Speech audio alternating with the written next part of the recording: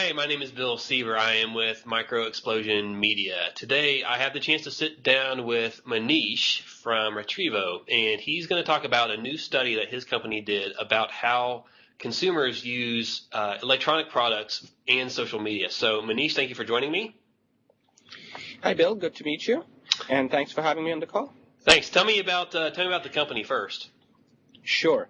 So Retrevo is a website that helps consumers buy consumer electronics gadgets. So your cameras, cell phones, TVs, all the fun stuff that we use in our lives. Retrevo helps you decide what to buy, when to buy, and where to buy it. So people come to Retrevo, they try and decide what's the right gadget for me. I want to spend a couple $100s on a camera, what should I buy? And Retrevo helps you through a very simple and fun process to decide what's the right camera for you, where do you get it, and how do you use it eventually once you buy it. So we want to be the destination for people to buy consumer electronics. Okay, so tell me about this. Tell me about this study you guys conducted and the connection with social media. Sure. So we were looking at our users in terms of understanding how they use consumer electronics and their relationships with consumer electronics. So we do a study that we call gadgetology, or the psychology of, or the science with how people use their gadgets. And we found some very interesting patterns. So we were looking at how people use it in their relationships, how people use gadgets in their daily life. And one of the set of questions that we were talking about was, well, how does social media influence their use of gadgets? And whether gadgets such as the iPhone and other mobile phones have a bigger impact on how they use social media as compared to how you were using desktops and laptops and so on. And we also looked at how people behave with or interact with their consumer electronics gadgets over by age. So how do the younger generation react with use them as compared to the older generation, if you will? All right, so tell me about your findings then. So some fairly interesting findings. Some of it is expected, but we found some numbers which were pretty unique. We sort of went back to ask the question, is social media getting towards what we call an addiction? So what we really looked at, and with lots of good value, but at the same time, how often is often enough or not? Because a lot of people wonder, well, I check Facebook a couple times a day. Is that normal? And or what is the new normal, if you will? And so what we found was we asked the questions. Well, what do you use to check your Facebook and Twitter profiles? Is it do you do it over a mobile phone? Do you do it using your laptop? And then how frequently do you do it? Do you do it between 1 and 10 times a day? Do you do it more than 10 times a day?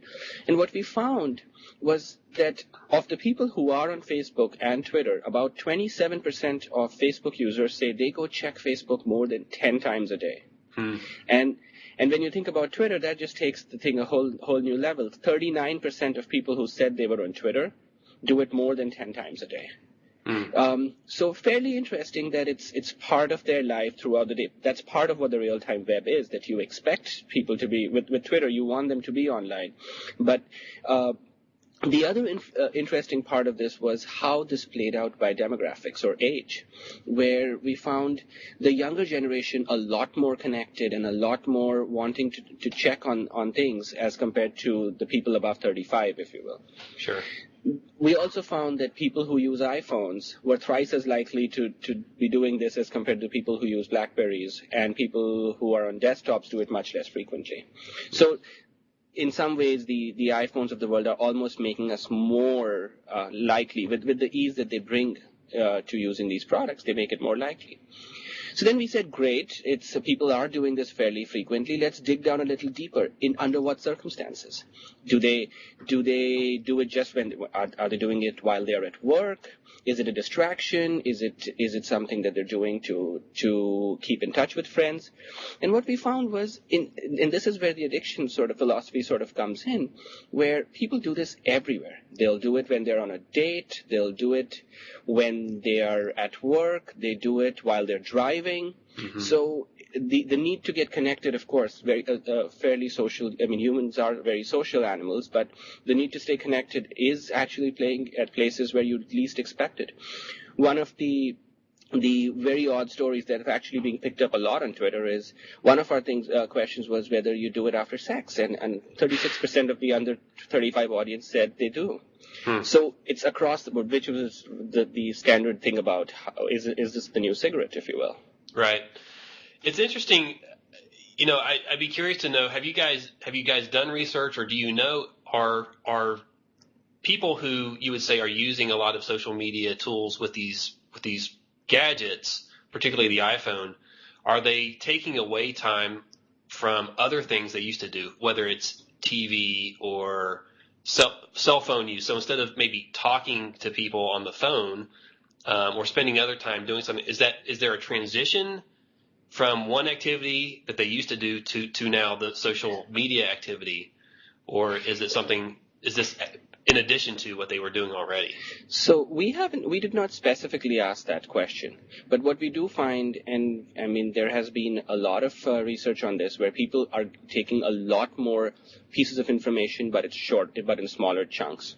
Mm-hmm. So the involvement is, there's an information overload about 100,000 different activities as opposed to digging deeper into one. In fact, I think it was Jeff Jarvis or one of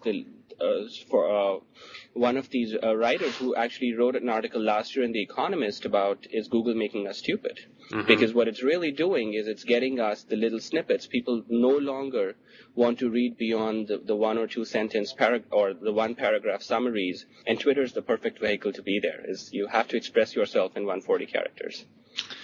So what do you think the implications are? If in fact this is an addiction with some percentage of people, do you guys make, in the study, it didn't seem like you were necessarily making any implications toward what that may mean for the future. No, we're not. We think that social media is a great tool for people to stay connected. We are, in fact, each one of us is a very active user. And we think the question is, where do you use it? And so we do find that some of this was surprising to us, but I think people as a general know where to draw the line, and hopefully this is a pendulum where right now it's very exciting, and then people will figure out that I don't need to tweet about the fact that I'm sitting on the patio. I like the Verizon ad for that. Mm-hmm. And I'll get back to my real life, but there are places where Twitter and Facebook will continue to play a very important role in people's life. And also in not just in the personal lives, but in social media marketing, and just how we interact with our customers and our users, and build conversations and relationships. So is this going to be a study you guys will continue to do, and so you have a baseline now, and so a year from now you'll see if the numbers are greater or smaller? Absolutely. We've got some more interesting pieces of the study coming out. The analysis is not complete yet, okay, but we've got some very interesting patterns about how these things work out in terms of relationships. What is the impact that these things are having on people's relationships? Mm-hmm. And what is the new normal there? So we have some more questions on that we're analyzing as we speak. And then we will continue to do the study going forward to see how our users' interactions developing over the social media. That's great. Well, listen, I look forward to seeing what you guys will come out with next. And thanks for taking some time today to talk about this. Sure, Bill. It was a pleasure. I appreciate it. Thanks a lot. Thank you. Bye-bye.